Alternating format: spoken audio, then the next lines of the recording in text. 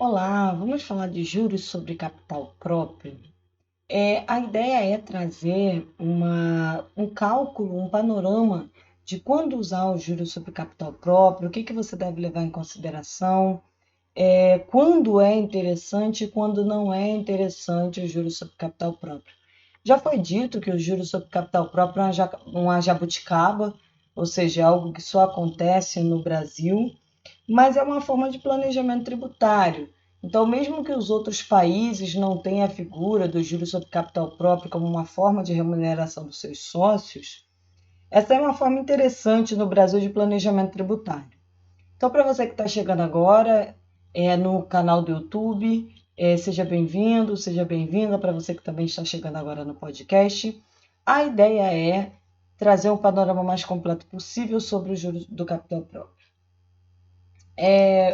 Primeiro, qual é a base de cálculo que eu vou usar? Tá? A legislação ela mudou aí, já tem alguns anos, então para o pessoal que está começando agora não faz tanta diferença, mas o que eu considero aí na minha base de cálculo para saber quanto que eu calculo de juros sobre capital próprio, para as empresas não fazerem o que bem entendem, né? Tem toda uma norma, tem toda uma legislação tratando do tema. Então, eu vou pegar meu patrimônio líquido e vou considerar o capital social, a reserva de capital, a reserva de lucros, ações em tesouraria e prejuízos acumulados. Então, essa é a referência do meu patrimônio líquido para calcular o meu limite de juros sobre capital próprio. Então, só para vocês terem uma ideia, quando que eu uso juros sobre capital próprio? Quando eu quero ter uma distribuição de lucro, considerando aí, diminuindo a minha base de cálculo de imposto de renda e contribuição social. Então, quando uma empresa distribui lucro no Brasil, né, enquanto eu estou gravando esse vídeo, esse podcast em 2020, a distribuição de lucro ela não é tributada. Então, eu fiz a contabilização lá, receita menos custo, menos despesa, eu tive um lucro contábil. Quando eu distribuo esse lucro contábil, não importa se eu sou sócio pessoa física ou sócio pessoa jurídica, não há uma tributação, correto? Só que, para empresas que estão no lucro real, a tributação do imposto de renda e da contribuição social, ela se dá sobre o lucro. Então, o juros sobre capital próprio é uma forma de diminuir a base de cálculo do meu imposto de renda e da minha contribuição social. Então, é por isso que ao invés de distribuir lucro pela contabilidade, eu faço o cálculo dos juros sobre capital próprio e distribuo esse juros sobre capital próprio como uma forma de... Eu mato 2 coelhos com a tacada só. Eu distribuo lucro para os meus sócios e ainda diminuo a base de cálculo do meu imposto de renda e da minha contribuição social. Então, eu quero mostrar para vocês como isso vai ser feito e em que situações isso é interessante, porque é importante que você saiba qual é o impacto disso para quem está distribuindo lucro e qual é o impacto disso para quem o lucro não, juros sobre capital próprio. Qual é o impacto para quem distribui o juros sobre capital próprio e qual é o impacto para quem recebe o juros sobre capital próprio. Então, eu vejo muitos vídeos falando da distribuição dos juros sobre capital próprio como uma forma de planejamento tributário, mas eles não abordam o impacto disso para quem recebe esse juros sobre capital próprio. E eu quero abordar isso porque nem sempre é vantajoso, tá, receber juros sobre capital próprio. Então, eu vou mostrar 3 cenários e aí nós vamos abordar isso com muito mais detalhes e analisando aí todos os possíveis cenários e o que a gente deve ficar atento em relação a essa distribuição. Digamos que eu tenha aí um patrimônio líquido em que eu considere um capital social de 5 milhões, uma reserva de reavaliação de 650 mil, outras reservas de 400 mil e uma reserva de lucro de 1 milhão e 200. Bom, total do meu patrimônio líquido, 7 milhões e 250 mil. E aí eu tive lucro no exercício, antes de contabilizar a despesa de juros sobre capital próprio, de 800 mil. Então, no ano, eu tive 800 mil de juros sobre capital próprio. A TJLP, que considera aí a inflação mais o risco do prêmio, digamos que ela estava com uma taxa de 12%. Então, levando isso em consideração, eu tenho um patrimônio líquido total de 7.250.000 e eu tenho um lucro do exercício, antes dos juros sobre capital próprio, de 800 mil e uma TJLP de 12%. Então, como é que eu vou calcular aí o meu juro sobre capital próprio? Quanto que eu poderia distribuir de juros sobre capital próprio? Então, digamos que eu vou tirar do total do meu patrimônio líquido a reserva de reavaliação de 650 mil. Então, do meu patrimônio líquido de 7.250.000, eu vou tirar 650 mil de reserva de reavaliação. Então, qual é a minha base de cálculo? 6.600.000. Então, do patrimônio líquido, eu tiro a reserva de reavaliação, chego a 6.600.000, pego a taxa da TJLP, 12%, aplico sobre 6.600.000. Chego aí a um valor dos juros de 792 mil. Então, 12% de 6.600.000, 792 mil. Quais são as informações que eu tenho, tá? O que a legislação me diz? Qual é o limite de dedutibilidade? O quanto eu posso distribuir a título de juros sobre capital próprio e considerar uma despesa dedutível para o meu imposto de renda e a contribuição social no lucro real. E aqui eu faço um parênteses interessante. O juros sobre capital próprio é interessante porque ele é uma despesa dedutível. Então não faz muito sentido que uma empresa de lucro real, ela de lucro presumido e simples nacional, ela tenha juros sobre capital próprio. Tem algum impeditivo na legislação de que eu tenha juros sobre capital próprio numa empresa de lucro real, de lucro presumido e de simples nacional? Não tem. Só que não faz sentido, porque você está criando uma despesa que não vai diminuir a sua base de cálculo. Porque no lucro presumido, a base de cálculo é uma presunção, uma margem sobre a sua receita. E no Simples Nacional, o cálculo também é sobre a sua receita. Então, você criar uma despesa dedutível não faz sentido. Só vai fazer sentido no lucro real. Então, a legislação diz o seguinte: quanto que você pode distribuir e considerar aí como uma despesa dedutível? A legislação diz que 50% do lucro do exercício, tá? Então, eu já tinha dito aí que o nosso lucro do exercício tinha sido 800 mil, então daria aí 50%, 400 mil, ou 50% da reserva de lucro. Nesse exemplo, a minha reserva de lucro tem 1.200.000, então 50% dá 600 mil. Ou seja, ou metade do lucro do ano ou metade da reserva de lucro. Como o lucro do ano, a metade é 400 mil e a reserva de lucro é 600 mil, eu posso usar o maior valor. Então, quanto que eu poderia deduzir aí de juros sobre capital próprio da minha base de cálculo? 600 mil reais. Então, o valor dedutível é de 600 mil reais, porque eu uso como parâmetro ou 50% do lucro ou 50% da reserva de lucro. Nesse caso, a reserva de lucro é maior, então eu vou usar a reserva de lucro. Abro um outro parênteses aí. Quando eu calculo a TJLP, 12% sobre o patrimônio líquido, eu não incluo na reserva de lucros o lucro do ano. Então, esse 800 mil não está incluso na reserva de lucro de 1.200.000. Então, é o saldo que eu tenho no meu patrimônio líquido sem considerar o lucro do ano. O juros sobre capital próprio, ele tem uma retenção de imposto de renda de 15%. Então, eu não vou distribuir para os meus sócios 600 mil.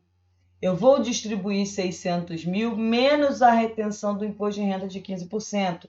Então, 15% de 600 mil, 90 mil. Quanto que eu vou distribuir para os sócios? 510 mil.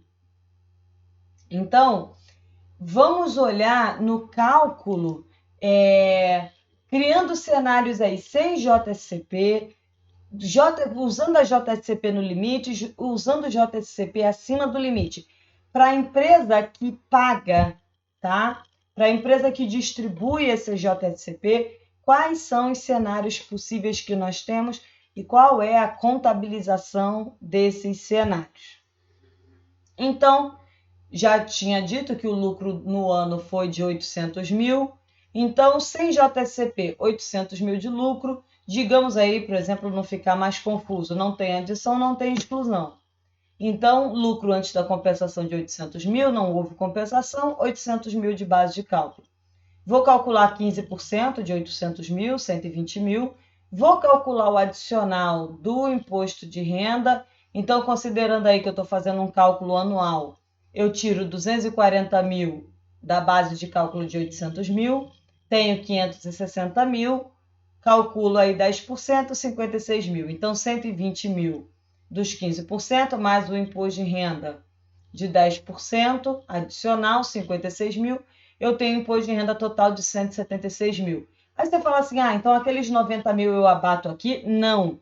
A retenção é para quem recebe JSCP. Quem paga JSCP só faz a retenção e faz o recolhimento. Ele só é um contribuinte responsável pelo recolhimento. Essa retenção não é dele, então não pode deduzir o imposto de renda que ele tem que pagar. Então, essa mesma base de cálculo de 800 mil, eu vou calcular a minha contribuição social sobre o lucro líquido de 9%, 9% sobre 800 mil, 72 mil. Quanto que eu tenho a recolher? 248 mil, juntando imposto de renda com contribuição social. Não tenho contabilização de JSCP nesse cenário. No meu segundo cenário, eu fiz o cálculo lá de JSCP, deu 792, sendo que para ser dedutível teria que ser metade do lucro ou metade da reserva de lucro, o que fosse maior, então a maior foi a reserva de lucro, metade 600 mil. Então eu contabilizo essa despesa de 600 mil. O que vai acontecer? Se antes do meu JSCP o lucro contábil era de 800 mil, com a contabilização dessa JSCP, o meu lucro contábil vai para 200 mil. Como eu estou dentro do limite de dedução dessa despesa, o que vai acontecer aqui? Eu tenho a base de cálculo de 200 mil, vou calcular 15% de imposto de renda sobre esses 200 mil, 30 mil reais. A base de cálculo é 200 mil, não ultrapassou 240 mil ao ano, então não tem imposto de renda adicional. Se você não está entendendo o cálculo do imposto de renda adicional, eu recomendo que você veja os vídeos ou assista o podcast falando de lucro real, que traz isso no detalhe. Aliás, eu recomendo que você assista essa aula de JSCP depois de entender minimamente de lucro real, senão vai ficar difícil de entender. Bom, sobre a base de cálculo aí de 200 mil, eu aplico 9% de CSLL, dá 18 mil. Então, quando eu distribuo o lucro JSCP de 600 mil, olha quanto que eu vou pagar de imposto de renda e contribuição social? 48 mil. Então, se eu não tivesse JSCP, eu distribuiria 248 mil, eu pagaria 248 mil de imposto de renda e contribuição social. Com JSCP, eu pago 48 mil. Eu estou economizando 200 mil reais. E aí eu contabilizo despesa de JSCP e passivo JSCP a pagar. E aí, no momento em que eu pago, eu debito o JSCP a pagar, credito o imposto de renda a recolher de terceiros, 90 mil, e credito o caixa em 510 mil. Então, eu faço uma provisão de despesa com JSCP a pagar de 600, mas não vou pagar 600, por quê? Porque eu tenho uma retenção de 15% de imposto de renda. Então, eu pago 510, retenho 90 e repasso aos cofres públicos. Então, perceba o seguinte, eu tenho aí uma economia, tá, de 200 mil reais de imposto de renda e contribuição social. Bom, vamos falar aí a respeito de JSCP acima do limite. Digamos que os sócios não queiram só 600 mil. Eu acabo distribuindo 792 mil de JSCP. O meu limite de despesa dedutível é de 600 mil. Então, eu tenho um lucro antes da JSCP de 800 mil. eu contabilizo essa despesa de 792 mil e o que acontece com o meu lucro contábil? Ele se torna 8 mil. Só que essa despesa, 792 mil, ela é toda dedutível? Não. Então, quando eu distribuo o JSCP acima do limite, o excesso, o que está acima do limite, eu adiciono na memória de cálculo. Então, eu vou adicionar 192 mil e vou chegar a uma base de cálculo de 200 mil. Calculo aí 15% dos meus 200 mil de imposto de renda, dá 30 mil. Não ultrapassou minha base de cálculo 240 mil, então não tem imposto de renda adicional. Sobre a base de cálculo de 200 mil, eu também calculo a CSLL de 9%. Mas como é que fica, então, a minha contabilização? Eu vou contabilizar uma despesa de JSCP de 72 mil, com a JSCP a pagar no passivo de 792 mil. Só que no momento do pagamento, eu baixo esse passivo de JSCP a pagar, credito o imposto de renda a recolher de 118.800 e credito o caixa ou banco de R$ 793.200. Então, a minha contabilização de despesa, eu contabilizo 792, mas eu não posso esquecer de adicionar esse excesso, esses 192 a mais, na memória de cálculo do meu imposto de renda e da minha contribuição social. Por quê? Porque se eu distribuo acima do limite, eu não posso considerar esse excedente como despesa dedutível. Então, eu tive aí uma distribuição de lucro através de JSCP para os sócios.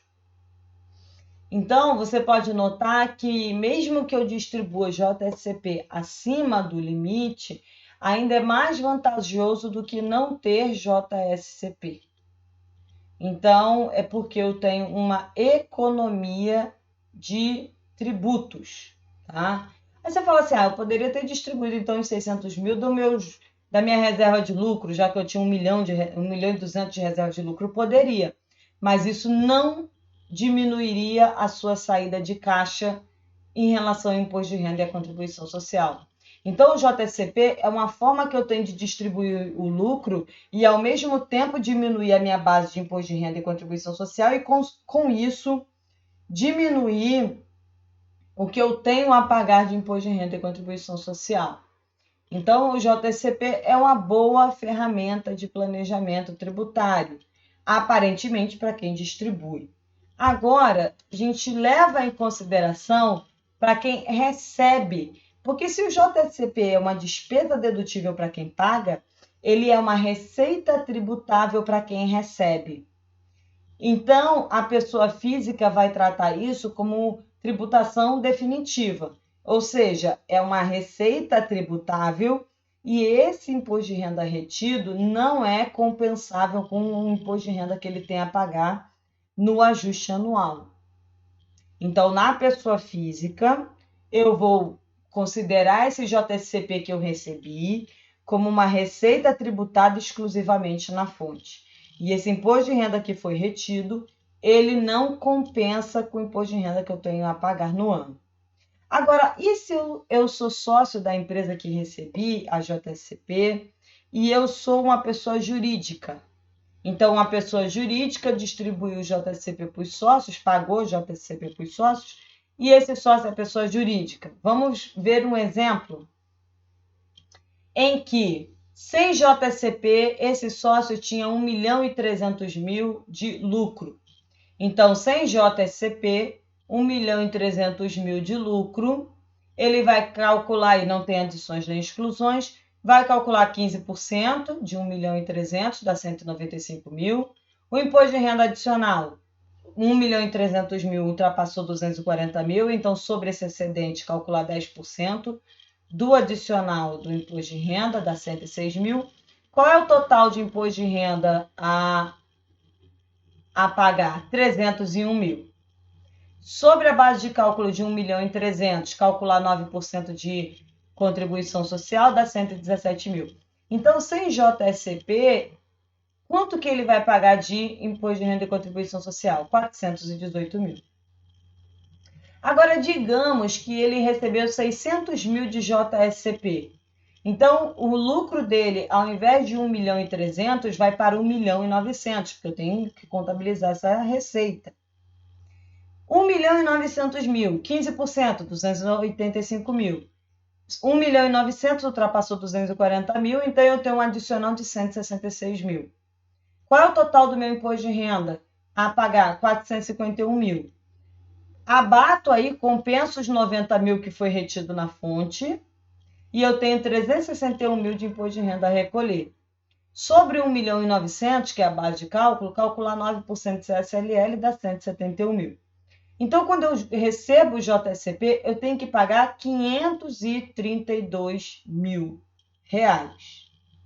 Aí, vamos fazer uma conta simples aqui.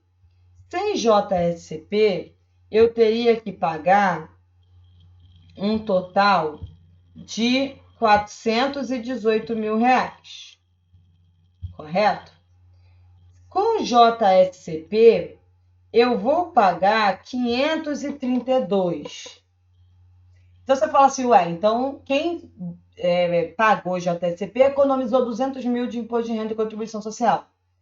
Quem recebeu JSCP, pagou 114 mil a mais. Só que para pensar o seguinte, se a empresa que pagou JSCP economizou 200 mil e a empresa que pagou JSCP pagou 114 a mais, então se eu fizer 114 menos 200 mil, a empresa, se for um grupo econômico, economizou 86 mil reais. Vamos de novo. A empresa que pagou a JSCP economizou 200 mil reais do que se ela não tivesse pago a JSCP. Então, ela economizou 200 mil. A empresa que recebeu a JSCP, ela pagou 114 mil a mais de imposto de renda, porque ela teve uma receita tributável de JSCP de 600. Só que se você considerar o que a primeira empresa deixou de pagar 200 mil, com a empresa seguinte que recebeu, que pagou 114 mil, na verdade, o grupo econômico deixou de pagar 86 mil. Porque mesmo que eu pague 114 mil a mais de JSCP, a outra empresa economizou 200 mil. Então, eu tenho uma economia líquida de 86 mil. Se isso for um grupo econômico, tá? Se forem empresas do mesmo grupo. Então, eu contabilizo JSCP recebendo ativo, crédito de JSCP, que é uma receita. E o recebimento, eu vou considerar como? Vai entrar no meu banco 510 mil, eu tenho imposto de renda retido na fonte a compensar de 90 mil, porque na pessoa jurídica isso não é tributação exclusiva na fonte, e eu tenho aí baixo meu JSCP a receber no ativo de 600 mil. Então, se você for olhar no líquido para o grupo econômico, ainda vale a pena a distribuição de JSCP, porque é uma economia líquida de 86 mil no grupo. Agora, e quando eu distribuo acima do limite? 792 mil. Então, eu tinha 1.300.000 de lucro. Aí, eu acrescento a receita de JSCP que eu recebi de 792. Então, eu tenho uma base de cálculo de 2.092.000. Vou calcular 15% do imposto de renda. Vai dar 313.800. Vou calcular o adicional, porque 2.092.000 ultrapassou 240 mil. O excedente, então, eu calculo 10%, dá 185.200. Qual é o meu imposto de renda total? 499 mil. Vou compensar aí a retenção na fonte de 118.800.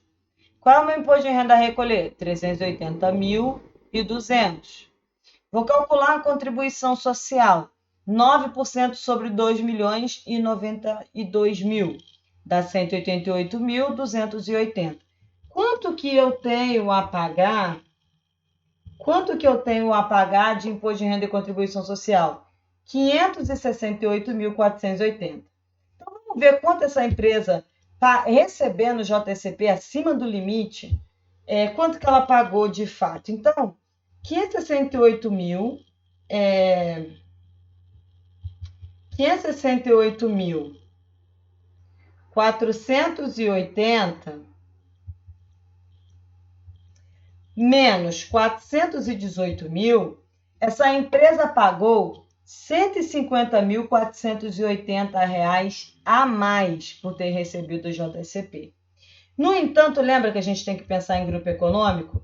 A empresa que pagou a JSCP, ela não economizou 200 mil?